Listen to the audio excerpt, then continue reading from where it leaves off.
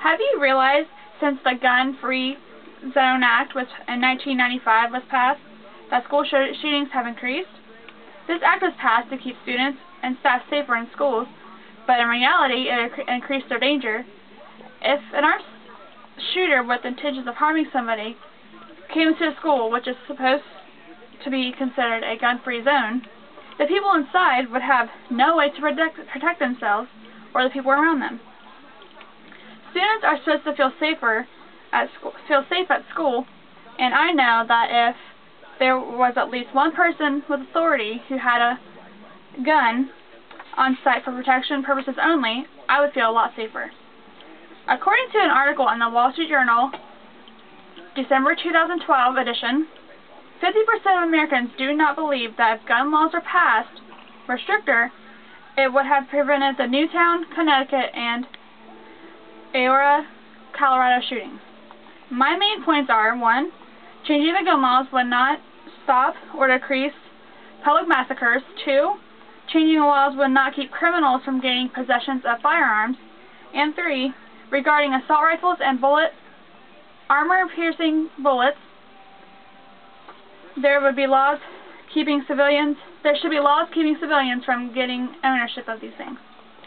Therefore, the government should not pass the proposed gun laws, because it would not decrease the crime rate, which I believe is their whole intent.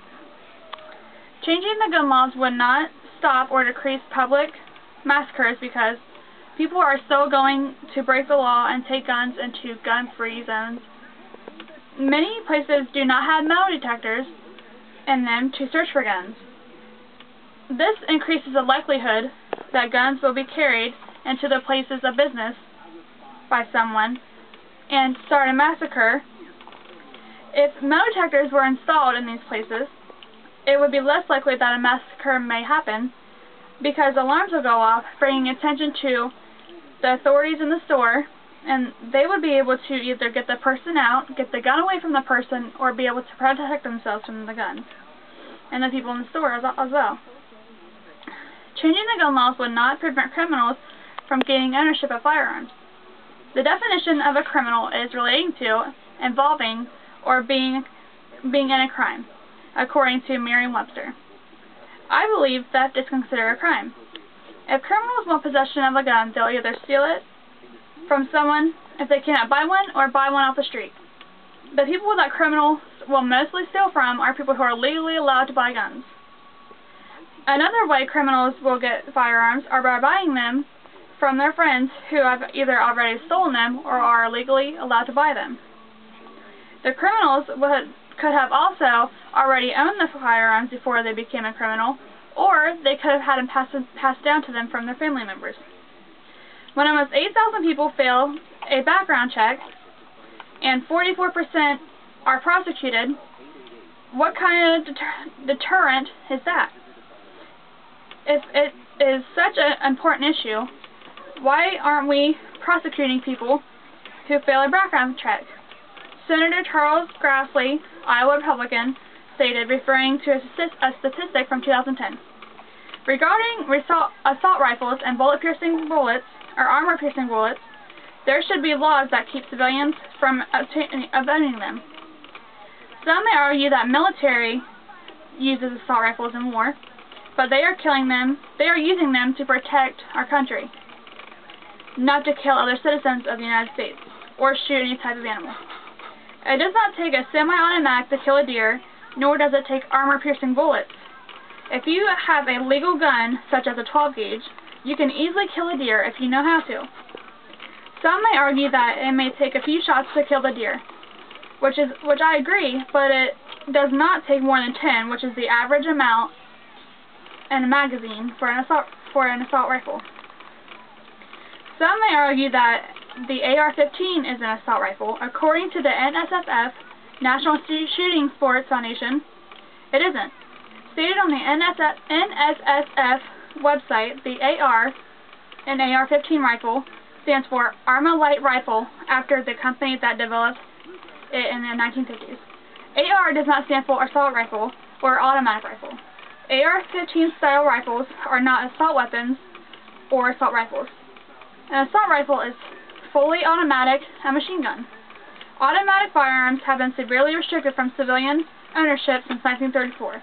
AR-15 style rifles look like military rifles such as the M16, but function like other semi-automatic rifles. Firing only one round with each pull of the trigger. It does not take an armor-piercing bullet to kill a deer, either. Any bullet that you can buy at any gun shop will do to kill a deer. The purpose of armor-piercing bullets were not to be able to kill someone directly. It was to penetrate something like a door to wound someone by police.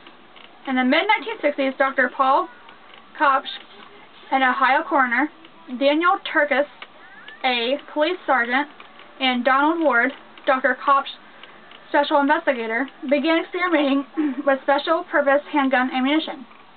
Their objective was to develop a law enforcement round capable of improved penetration against hard targets like windshields or car doors.